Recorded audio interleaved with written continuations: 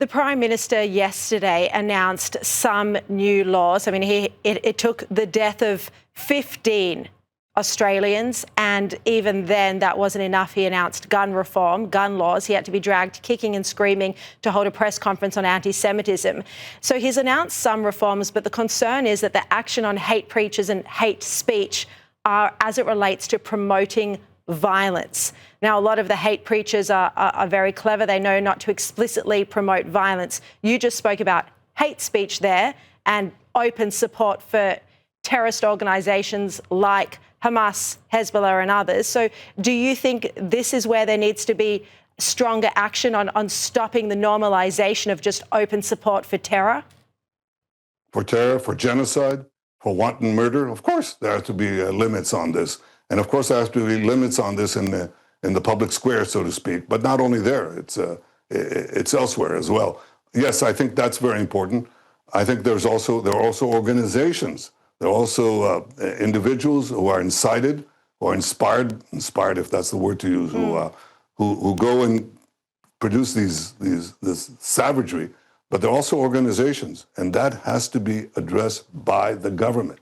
I think that you should monitor who you let in, but you should also take action against those you've already let in, who are promoting this and are planning more murders. I heard that there were, I haven't verified this, so I'm speaking just from news reports, that there were 5 more people who were apprehended near Bondi Beach. I believe you were there on that day, Sharri, weren't you? Well, just last night, there were 4 men apprehended in southwest Sydney, so another area. But my understanding is that they were arrested by counter-terror police because it was believed that they were en route to Bondi. We don't know what their intention was. It was a precautionary measure, but these were individuals that were known to the intelligence agencies. They'd flown from Melbourne. So this is still a live situation. The operation is, or the investigation is continuing. But Prime Minister, a moment ago you mentioned acting on intelligence. The Australian government must act on intelligence. There were media reports that Israel did have some intelligence on this attack that was shared with Australia. Are those reports correct? Was there any intelligence on the Bondi attack specifically, or something similar happening around Hanukkah? No, I can't say that there was specific intelligence, but in my letter to Prime Minister Albanese a few months ago, I stated clearly, you're going to have this uptick. It's going to happen. There's no question about it. Look, where do these terrorists attack? You know, they try to attack us. They try to annihilate us on October 7th. And, you know, we roll them back and we fight this whole terror axis sequentially and fairly successfully. So these terrorists are now looking for the places where Jews are vulnerable, where they're exposed, where they're not sufficiently protected.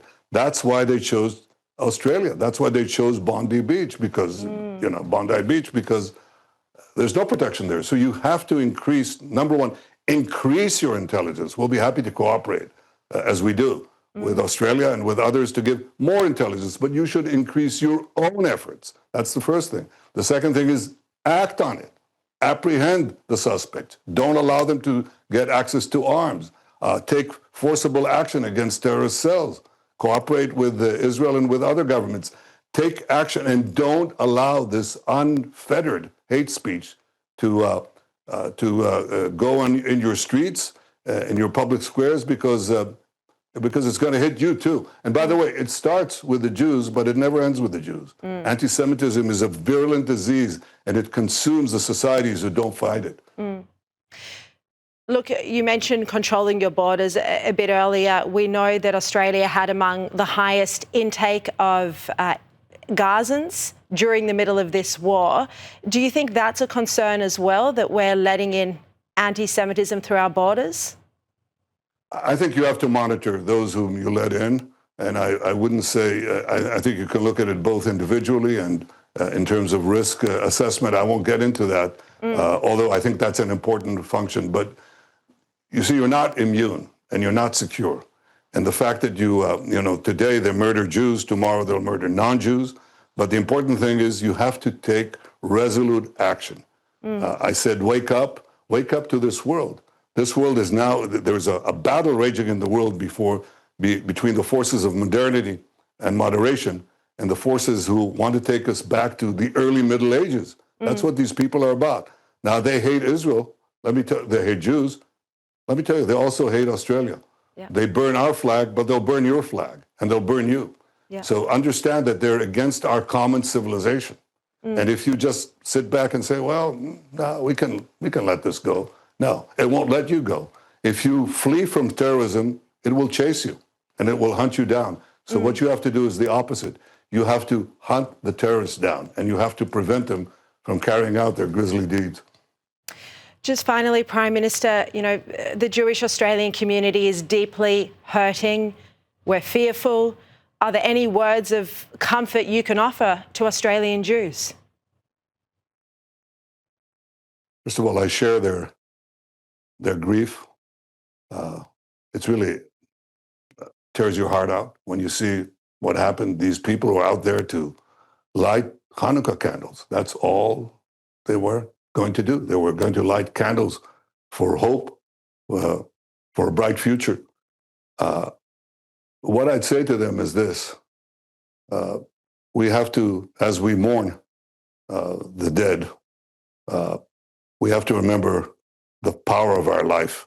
Hanukkah celebrates the victory of the Maccabees. And 2,200 years ago, there were other people who wanted to destroy the Jews and wipe them off the face of the earth. And a band of 5 brothers, they're the Maccabees, band of 5 brothers, each gave their lives, and we secured a victory over a great force, much greater than these people. That's the example that we should have. We embrace one another. We know that in doing so, we not only are willing to defend ourselves, but we defended civilization. The Maccabean revolt, Hanukkah, that we celebrate, made Judaism possible, and that made Christianity possible. So when we celebrate Hanukkah, we're celebrating effectively the people and the event and the victory that saved Judeo-Christian civilization, which is the basis of our free civilization today. So join us, Australia, in fighting the terrorists and fighting the enemies of civilization and fighting the barbarians. If we join forces together, I have no doubt we shall win. Prime Minister, thank you very much for your time and for your words of strength. I really appreciate it. Thank you.